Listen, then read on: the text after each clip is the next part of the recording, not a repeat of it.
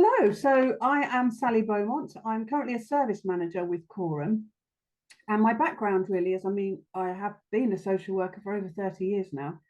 And you may or may not know that currently there are over 82,000 children that are waiting in foster care. That's a trend that's been consistently high actually for the last few years in terms of children that are in local authority care. So they're not living with their birth family at the moment. But there are only about 3% of those children that then become available for adoption. So essentially, there's a big legal difference between those children that are adopted and those children that are fostered, because our fostered children are looked after children. The parental responsibility will remain with the local authority. However, in terms of being able to offer placements to those children, they've had similar experiences. So they have all experienced trauma. They will generally, all those children, be behind with their development and have some knock-on effect from that trauma that they've experienced. And that trauma can be anything from a parent that's got a mental health crisis and there's no family member to be able to look after them. So they will come into care for a brief period of time whilst that parent recovers. And there'll be children whose parents have issues with drug or alcohol, and they will need a period of safe care with a foster carer so that those parents can undergo what we call a rehab placement. So that's for the parents to become well enough to safely look after their children. Now, some of those children obviously will, and that's what we all aim for, will end up going back to their birth family or extended family. And sometimes there'll be some assessments that will be needed to manage that. For other children, they will just come into care in the very short term whilst there's a crisis going on within their family, and then they will return.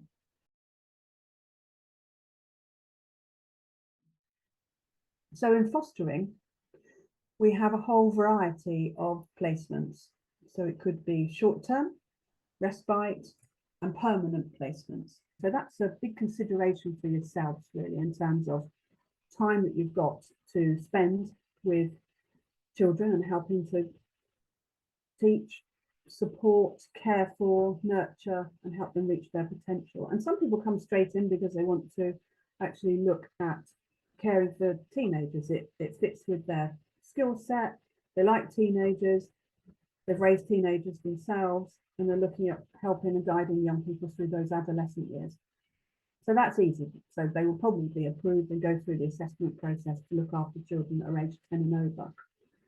For others, they can be looking at spanning the whole age range from 0 to 18, or specifically 0 to 5, and also from 0 to 10. And there's other variations in fostering in terms of placements that you can offer. There's also parent and child placements, parent and baby placements as well, which is another specialist area. But we have, people that are very able and very keen on using their skills to support perhaps a young parent. So a very valuable opportunity there to make a difference to a child and a mum and to keep them together.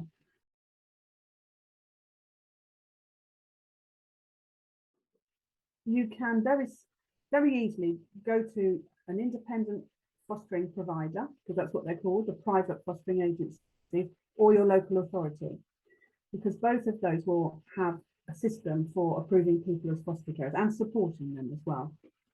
So the best way to do that is just to do a quick search, and then you can go to one of the information evenings, and they're normally in the evening or on a Saturday, actually. That's when we used to run them.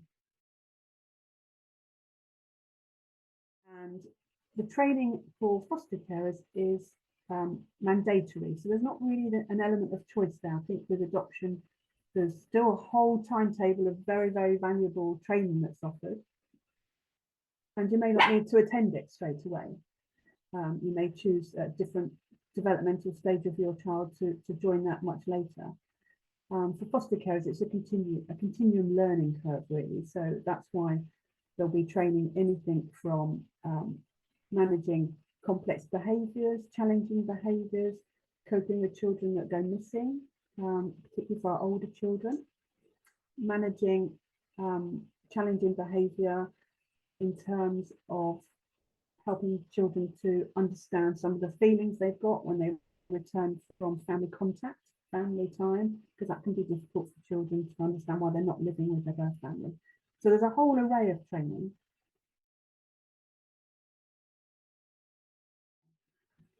So the preparation stage is about finding out what you want to be doing in terms of your fostering.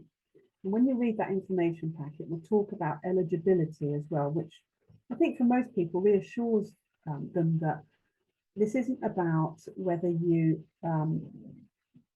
have a huge house or you live in a flat. It's about the space that you've got.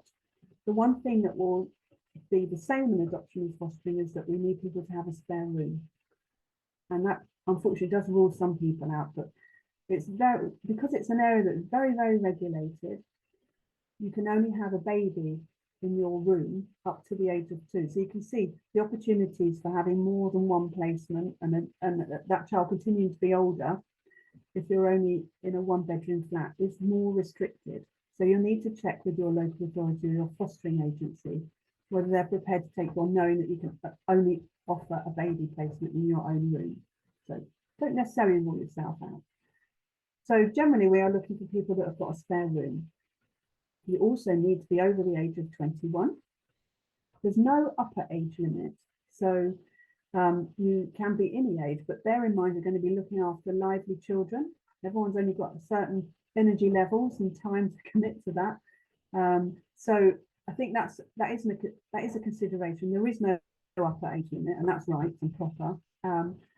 But we do have a medical that's completed on everybody that fosters and adopts as well. So that will give some indication about longevity, any underlying health concerns that there might be, and things that we need to consider if we're looking at age ranges. And for example, I know we've had medicals returned to people where their mobility issues mean they're not going to be able to look after, a non-mobile child or a child that needs a lot of lifting around up and downstairs, those sort of things. It's nothing particularly complicated, and most of it's common sense. So don't be too alarmed at that check that we have to do. References as well, we take up, you'd expect that as well. So many fostering agencies will ask you to provide the details of 6 referees that have known you over a significant period of time. And it's down to the agencies to generally choose 3 of those referees that they want to then follow up, visit, interview, and find out everything about you and to confirm some of those details. So think carefully about those 6 referees that you're going to put forward.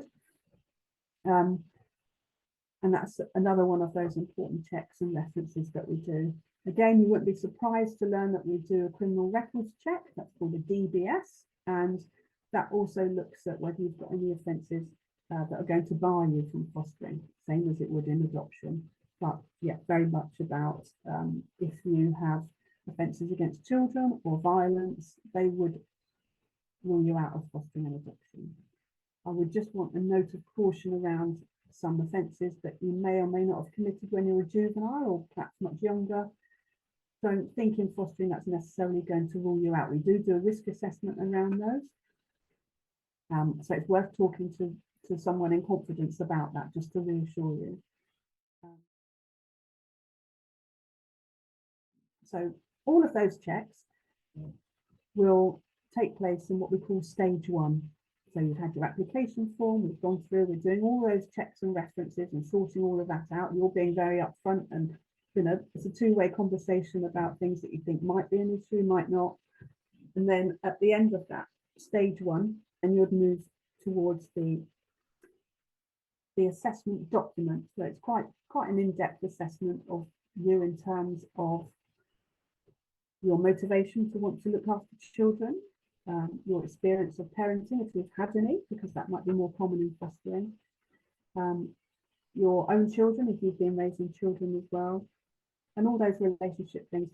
Also about how you're going to make a difference to a child in terms of encouraging with their education, hobbies, interests, everything that means a child can reach their potential. So it's a very structured assessment report, but it's very 2-way in that you'll be providing lots of examples and completing some tasks as you go through that assessment. The overall assessment process should take no more than 6 months. and then you'll be presented to the fostering panel.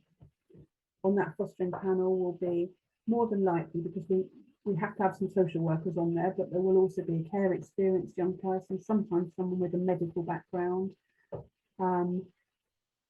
foster carer. So normally about 5 or 6 people would be on that fostering panel.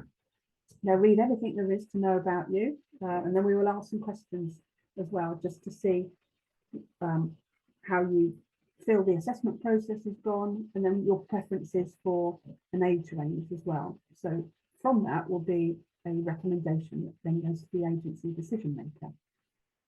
And your profile about what you can offer a child is drafted as you approach panel.